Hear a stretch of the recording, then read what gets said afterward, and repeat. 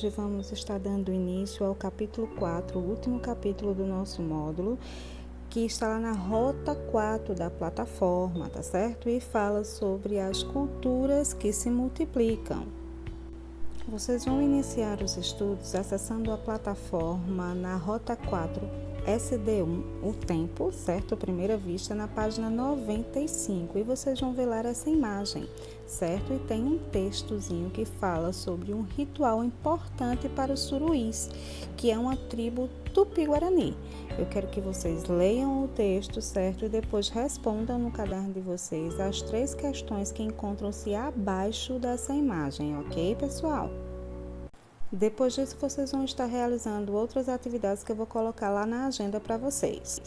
Mas agora nós vamos conversar um pouco sobre como os nossos antepassados registravam o calendário ou mediam a passagem do tempo. Nem todos os povos utilizavam calendário ou relógio para medir essa passagem do tempo. Os povos da família Tupi-Guarani, por exemplo, habitam o litoral desde 1500, o período em que os portugueses chegaram à América. Essas tribos utilizam o ciclo do dia e da noite, as fases da lua e as estações do ano para definir o melhor momento para a caça, a pesca, a colheita e o plantio de alimentos. Você lembra quais são as fases da lua? Lua nova, crescente, cheia e lua minguante. Cada fase dura em média de 7 a 8 dias. Para os tupis, gente, o plantio do milho deveria ser feito na primeira lua minguante de agosto, e somente após a colheita do milho era organizado o ritual para nomear as crianças que nasceram. Os tupi-guaranis criaram um relógio do sol chamado Ginemon para marcar o início de cada estação. No calendário tupi há 2 tempos, o tempo novo, que é marcado pela primavera e verão, e o tempo velho, que é o outono e o inverno.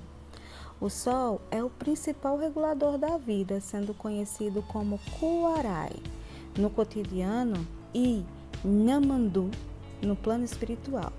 Para os tupis, Nhanderu, que significa nosso pai, criou 4 deuses que o ajudaram na criação da terra. Nhanderu representa o ponto mais alto do céu e os 4 deuses representam os pontos cardeais. Olha que interessante, pessoal. O deus Jacaíra representa o norte, é o deus da neblina e dos bons ventos. O deus Carai representa o leste e é o deus do fogo, do ruído das chamas.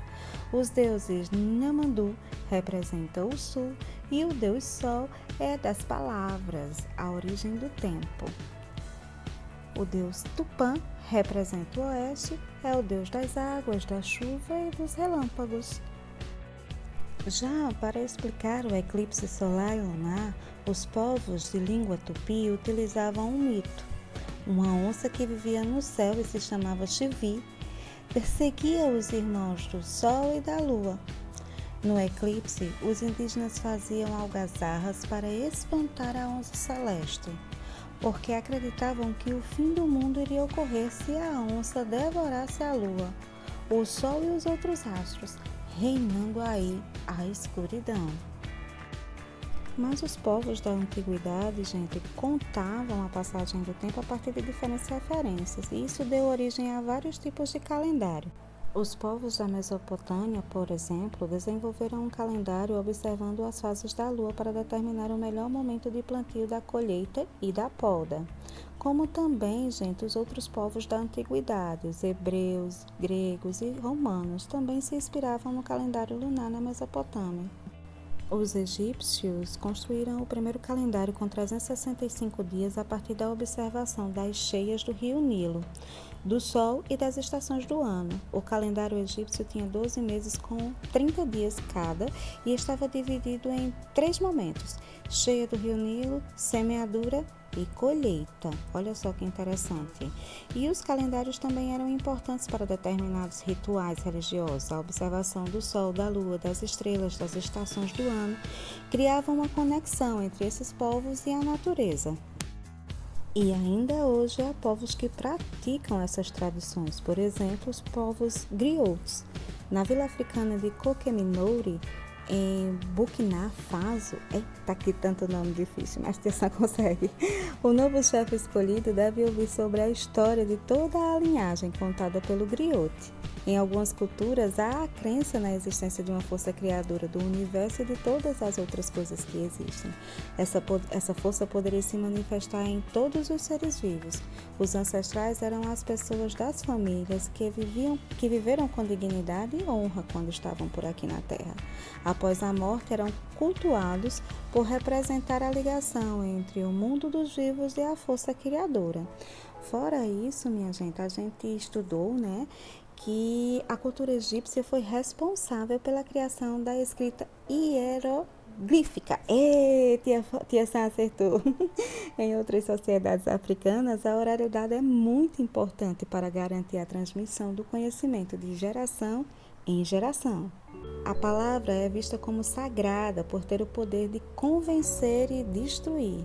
O conhecimento dos ferreiros, carpinteiros, tecelões, caçadores, agricultores, todos eles são transmitidos por meio de contos, gestos, lendas, fábulas, mitos. Havia pessoas especializadas em transmitir as histórias, músicas, poesias e contos da sociedade. Eram os griotes ou griots, como vocês queiram chamar.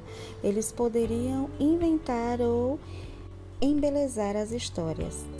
Histórias essas que representavam a memória de todo esse povo.